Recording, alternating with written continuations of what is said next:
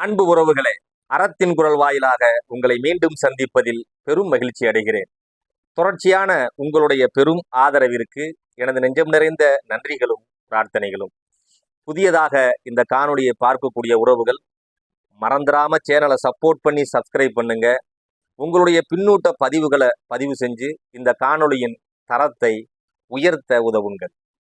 சட்டப்பேரவையில இன்று நடந்த அந்த கேள்வி நேரத்துல தமிழக வாழ்வுரிமை கட்சியினுடைய தலைவர் அண்ணன் வேல்முருகன் அவர்களுக்கும் திமுகவினுடைய நீர்வளத்துறை அமைச்சர் ஐயா துரைமுருகன் அவர்களுக்கும் நடந்த அந்த காரசாரமான விவாதம் பெரிய பேசுபொருளா மாறிது.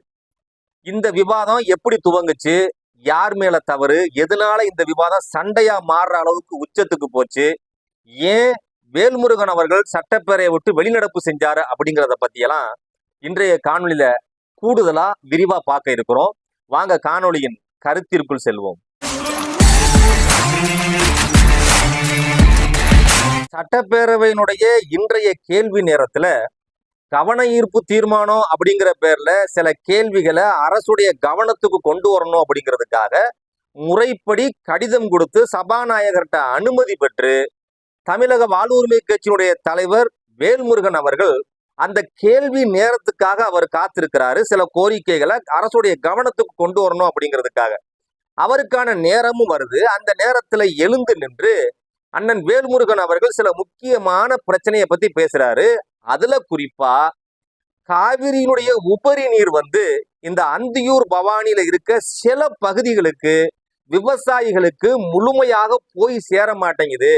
இதுல அரசு கவனம் செலுத்துமா, இந்த அந்தியூர் கூட்டு குடிநீர் திட்டத்துல தயவு செஞ்சு முழு கவனம் செலுத்தி இந்த நீர்ப்பாசன வசதி காவிரியிலிருந்து வர்ற அந்த உபரி நீர் முழுமையாக எல்லா பகுதிகளுக்கும் எல்லா விவசாயிகளுக்கும் கிடைக்க அரசு வழி செய்யுமா அப்படிங்கிற கேள்விதானே கேட்கிறாரு.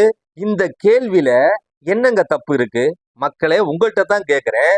அவர் தனக்கான அந்த கேள்வி நேரத்துல கவன ஈர்ப்பு தீர்மானத்தின் அடிப்படையில இந்த கேள்வியை கேட்கிறாரு. விவசாயிகள் சார்பாக கேட்கப்பட்ட அந்த கேள்விதான். அந்த மக்களுக்கு முழுமையா இந்த தண்ணீர் போய் சேரணும், முழுமையான நீர்ப்பாசன வசதி அந்த மக்கள் பெறணும், அந்த அடிப்படையில தானே கேட்கிறாரு. இது ஏதாவது தப்பு இருக்கா? ஏங்க, இந்த கேள்வியில ஏதாவது தவறு இருந்தா சபாநாயகரே அதை குறுக்கிட்டு மறுத்து ரொம்ப தப்பா பேசுறீங்க, இந்த கேள்வி தப்பா இருக்குன்னு சொல்லியிருக்கணும்லங்க.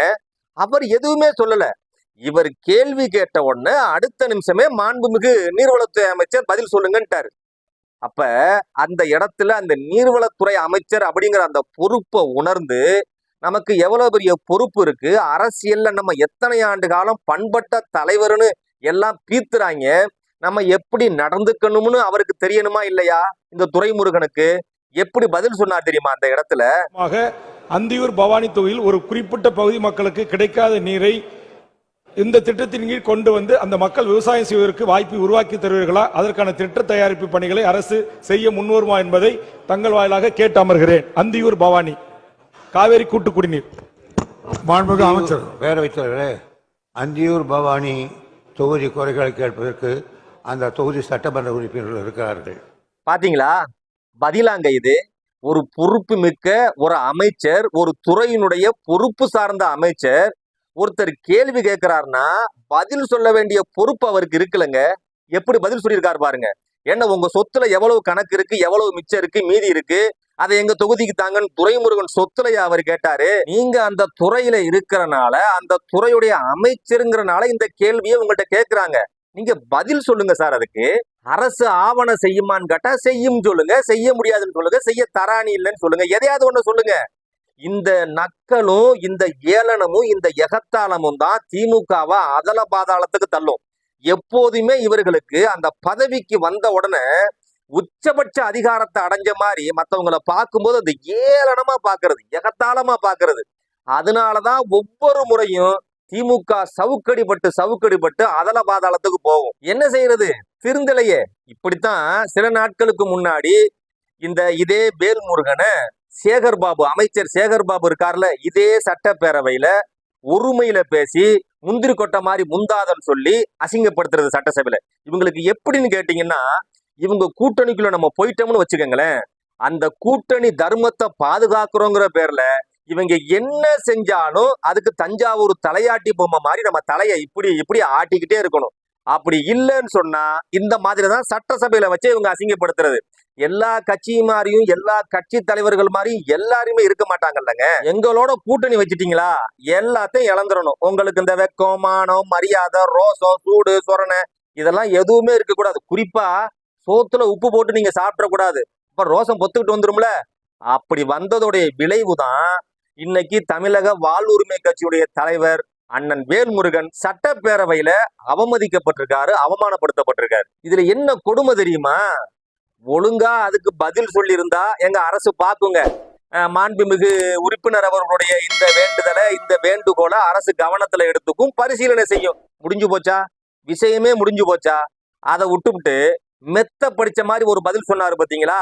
அந்தியூர் பவானி பிரச்சனைய அந்த தொகுதியினுடைய எம்எல்ஏக்கள் பேசட்டும், அவங்க பேசுனா அரசு ஆவண செய்யும். எவ்வளவு ஒரு திமிருத்தனமான பேச்சு இது! எவ்வளவு ஒரு அதிகார போதையில இருக்கக்கூடிய அந்த மமதையில பேசுற பேச்சு பாத்தீங்களா? அவரு உங்களுக்கு உங்க கூட்டணி கட்சி தலைவரா தெரியறாரு, ரொம்ப சின்ன எறும்பா உங்களுக்கு தெரியறாரு. அதனால வந்த விளைவுதான் இது. அவர் ஒரு கட்சியுடைய தலைவருங்க. அவர் தமிழ்நாட்டுல எந்த பகுதியில எந்த பிரச்சனை இருந்தாலும் பேசுவாரு, பேசணும். அப்பதான் அவர் ஒரு கட்சியுடைய தலைவரா இருக்க முடியும், அந்த கட்சிக்கு தலைமை தாங்க முடியும். இந்த மக்கள் அப்பதான் அவரை தலைவருக்கான தகுதியோட பார்ப்பாங்க. அந்த அடிப்படையில அவரு பன்ருட்டு தொகுதியுடைய எம்எல்ஏ தான் இருந்தாலும் ஒரு கட்சியுடைய தலைவர் அப்படிங்கிற அடிப்படையில பக்கத்து தொகுதிகள்ல நடக்கிற பிரச்சனைகளை பத்தி பேசினா அதுக்கு காது கொடுத்து கேட்கிறாங்களா பாத்தீங்களா? இவங்க துரைமுருகன் அவர்கள் ரொம்ப வியாக்கியானமா பதில் சொன்னோம் அப்படிங்கிற பேர்ல அவங்க கட்சி எம்எல்ஏவே அவர் அசிங்கப்படுத்தி இருக்கிறார். அதோட இல்லாம எதிர்கட்சியாக இருக்கக்கூடிய அனைத்து இந்திய அண்ணா திராவிட முன்னேற்ற கழகத்தினுடைய எம்எல்ஏவையும் அந்த சட்டமன்ற உறுப்பினரையும் அசிங்கப்படுத்தி அவமானப்படுத்தியிருக்காரு. எப்படின்னு கேக்குறீங்களா? சட்டப்பேரவையில இவர் கேட்கிற கேள்விக்கு பதில் சொல்லியிருந்தா இந்த பிரச்சனை எல்லாம் தீர்ந்து போயிருக்கும். நேர் மாறா அத பவானி தொகுதியுடைய எம்எல்ஏவும் அந்தியூர் தொகுதியுடைய எம்எல்ஏவும் பாத்துக்குவாங்க, அவங்க கேட்கட்டும் பதில் சொல்றேன் அப்படின்னு சொன்னா, அப்ப அந்தியூர் தொகுதியினுடைய உங்களுடைய திமுகவுடைய எம்எல்ஏ அந்த ஏஜி வெங்கடாச்சலம் தானே அவர் இருக்காரு பாத்தீங்களா? அவர் எந்த லட்சணத்துல வேலை செய்யறாரு, இந்த நீர்ப்பாசன வசதியில எவ்வளவு கவனம் செலுத்துறாரு, இந்த மக்களுக்கெல்லாம் இந்த தண்ணி முழுமையா போய் சேருதான்னு பாக்குறாரா இல்லையான்னு மக்கள் கேட்ட மாட்டாங்களா? பாக்குற நம்ம கேட்போம்லங்க. சட்டப்பேரவையில இன்னொரு கட்சியுடைய தலைவர் அதை சொல்லி நினைவுபடுத்துற அளவுக்கு தான் உங்க எம்எல்ஏ உடைய அந்த தொகுதியின் பணிகள் இருக்கிறது. அப்புறம் அடுத்து சொன்னார்ல, பவானி தொகுதியினுடைய எம்எல்ஏ இத பத்தி பேசட்டும் சொன்னார்ல, அந்த தொகுதியில அண்ணா திமுகவுடைய எம்எல்ஏ கேசி கருப்பண்ணன் இப்ப அவரையும் போட்டு இழுத்து வம்புக்கு இழுத்து அசிங்கப்படுத்தி விட்டாப்ல. அவருடைய பணி இந்த லட்சணத்துலதான் இருக்கு. பவானி அந்தியூர் இருக்கக்கூடிய 2 சட்டப்பேரவை உறுப்பினர்களோ சட்டமன்ற உறுப்பினர்களோ மக்களுக்கான பணியில எந்த லட்சணத்துல இருக்காங்க அப்படிங்கிறத அவரே சட்டப்பேரவையில போட்டு உடைச்சிருக்காப்புல. இதுல பெரிய கூத்து இந்த சபாநாயகராக இருக்கக்கூடிய ஐயா அப்பாவு அவர்கள் பண்ணதுதான். அந்த சீட்டுல அந்த இருக்கையில எப்பேற்பட்ட ஆளுமைகள்லாம் உட்கார்ந்துட்டு போயிருக்காங்க. இவ்வளவு பெரிய விவாதம் நடக்குது, நீங்க நடுநிலையா நடந்துக்க வேணாமா? அதுக்கு தானங்க சபாநாயகர் நீங்க. உங்களுடைய பதில் எப்படி இருந்திருக்கணும்? ஒரு சட்டப்பேரவை உறுப்பினருடைய கேள்விக்கு மதிப்பளிக்காம அதுக்கு கண்ணியம் கொடுக்காம அவரை கேவலப்படுத்துற மாதிரி ஒரு பதிலை சொல்றாரு. அதாவது அதிக பிரசிங் தனத்தை நிறுத்து, அதெல்லாம் சொல்றவங்க சொல்லட்டும், நாங்க பாக்குறவங்க பாத்துக்கிறோம். அப்படித்தானே அவர் சொன்ன பதில் இருக்கு துரைமுருகன். அதுக்கு அவர் தானங்க பதில் சொல்லி இருக்கணும். வேல்முருகன் கொதிச்சு பேசுறாப்புல, இவ்வளவு மோசமா நடந்துக்கிறீங்க, இவ்வளவு அராஜகமா நடந்துக்கிறீங்க, அரசியல் நாகரிகம் இல்லாம நடந்துக்கிறீங்க, அரசியல் பண்பாடு இல்லாம நடந்துக்கிறீங்க. ஒரு கேள்வியை கேட்டா அதுக்கு பதில் சொல்லுங்க. இது பதிலா அப்படின்னு சொல்லி கேள்வி கேட்டா சட்டப்பேரவையுடைய சபாநாயகர் அப்பாவு என்ன சொல்றாருன்னா, இவருக்கு பதிலா அவரு விளக்கம் கொடுக்கிறாருங்க. அவரு விளக்கம் சொல்றாரு, நீங்க கேட்ட கேள்விக்கு ஆவணம் செய்வோம் அப்படிங்கறதாங்க இந்த பதிலுடைய அர்த்தங்கிறாரு. இவரா ஒரு விளக்கம் கொடுக்கிறாரு அந்த பதிலுக்கு. இந்த ஈயம் பூசின மாதிரி இருக்கணும், பூசாத மாதிரி இருக்கணும் பாங்கல்ல, அதே மாதிரியே நீங்க கேட்ட கேள்வியும் சரிதான், அவர் சொன்ன பதிலும் சரிதான். என்ன சபாநாயகர் நீங்க? இந்த விவாதம் அனல் பறக்க நடந்துகிட்டு இருக்கும் போதே இத அப்படியே மூடி மறைக்கிறதுக்காக அசிங்கமா போச்சு. பதில் இப்படி ஒரு மோசமான பதில சொல்லியிருக்க கூடாது. இத மூடி மறைக்கிறதுக்காக மழுப்புறதுக்காக சபாநாயகர் என்ன பண்றாருன்னா, புவனகிரி தொகுதி எம்எல்ஏ பேரை சொல்லி சொல்லி எந்திரிங்க, உங்களுடைய கேள்வியை கேட்க ஆரம்பிங்க, உங்களுடைய கேள்வியை கேட்க ஆரம்பிங்கன்னு சொல்லிக்கிட்டே இருக்காரு. அந்த மனுஷன் கடைசி வரைக்கும் எந்திரிக்கவே இல்லை.